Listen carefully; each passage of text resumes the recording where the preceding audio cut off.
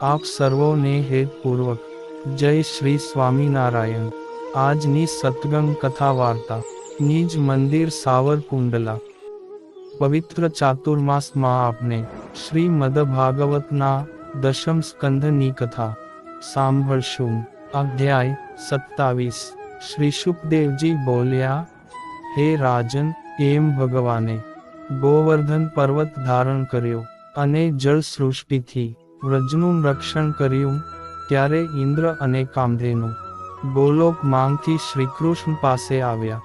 ઇન્દ્રે ભગવાનનો અપરાધ કર્યો હતો, તેથી શરમાઈ ને એકાંતમાં જ ભગવાનને મળી સૂર્ય સમાન તેજસ્વી મુકુટથી ભગવાનના બંને ચરણોનો સ્પર્શ કર્યો। પછી અમાપ તેજવાળા શ્રી કૃષ્ણ નો પ્રભાવ નજરે જોવાથી ને સાંભળવાથી જેનો ત્રણ લોકના ઈશ્વરપણાનો મદ ઉતરી ગયો હતો, એવો ઇન્દ્ર બે હાથ જોડી કહેવા લાગ્યો।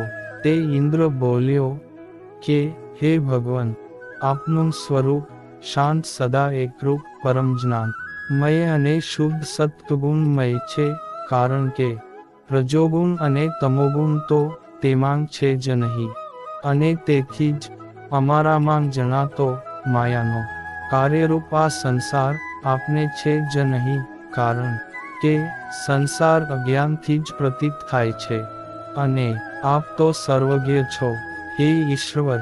આ રીતે અજ્ઞાન અને અજ્ઞાનથી થતા દેહનો આપને જો સંબંધ જ નથી, તો દેહના જ સંબંધથી થતા અને બીજા દેહનું કારણ હોય અજ્ઞાની ના ચિહ્નરૂપે જણાતા લોભાદિનો સંબંધ તો ત્યાંથી જ હોય જ્યાં સુધી રાગદ્વેષાદિ છે, ત્યાં સુધી જ્ઞાનીપણું નથી જ, એ વાત અહીં સિદ્ધ થાય છે। છતાં આપ ભગવાન ધર્મની રક્ષા માટે અને દુષ્ટોને શિક્ષા કરવા દંડ ધારણ કરો છો। આપ જગતના પિતા, ગુરુ, અધીશ્વર અને દુર્લંઘ્ય કાળ હોઈ દંડ ધારણ કરો છો।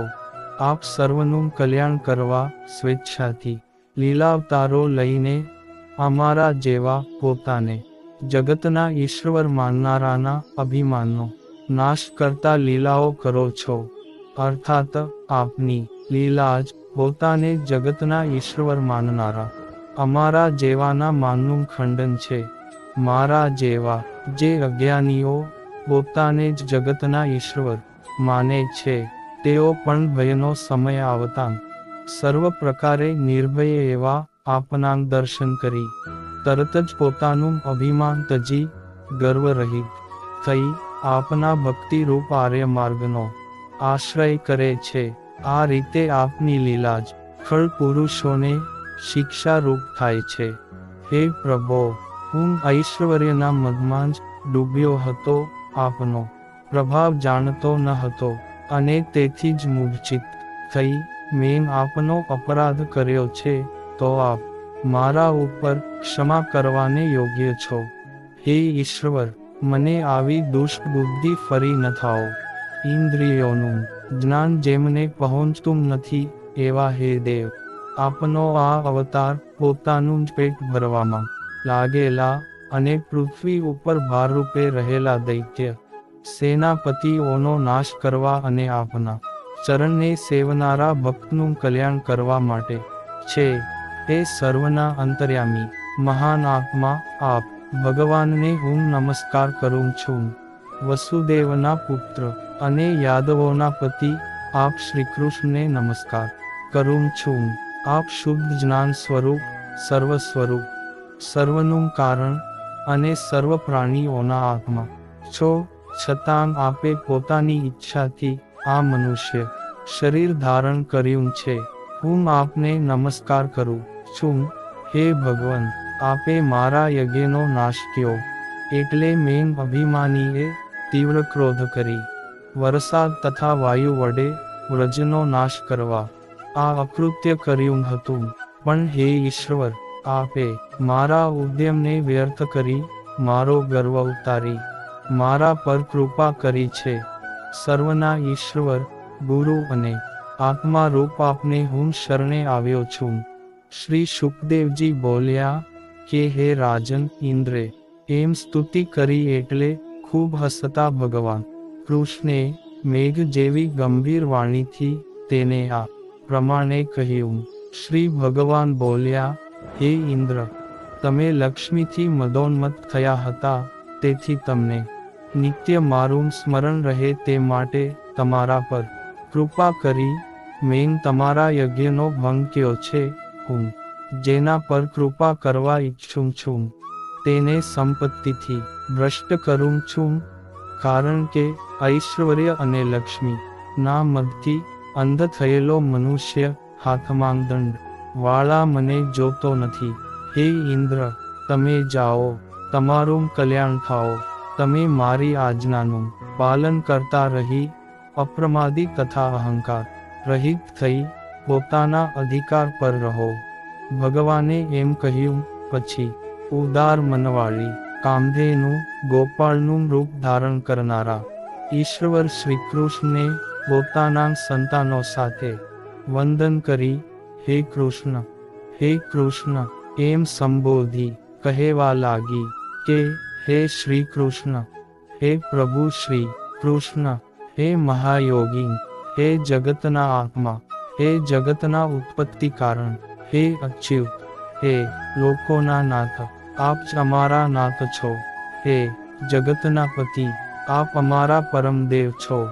તેથી આપ જ ગાયો, બ્રાહ્મણો, દેવો તથા સતપુરુષોના કલ્યાણ માટે અમારા ઇન્દ્ર થાઓ. અમને બ્રહ્માએ આજ્ઞા કરી છે, તેથી અમે આપનો ઇન્દ્ર તરીકે અભિષેક કરીશું. હે જગતના આત્મા, પૃથ્વીનો ભાર ઉતારવા આપ અવતર્યા છો, એમ પોતાના ઇન્દ્ર એવા શ્રી કૃષ્ણને પ્રાર્થના કરી કામધેનુ એ પોતાના દુગ્ધથી ભગવાનનો ઇન્દ્રપદે અભિષેક કર્યો. અને ઇન્દ્રે દેવર્ષિઓની સાથે રહી દેવ માતા ઓની પ્રેરણાથી ઐરાવત હાથીની સૂંઢ વડે આણેલા આ આકાશ ગંગાના જળ વડે ભગવાનનો ઇન્દ્રપદે અભિષેક કર્યો.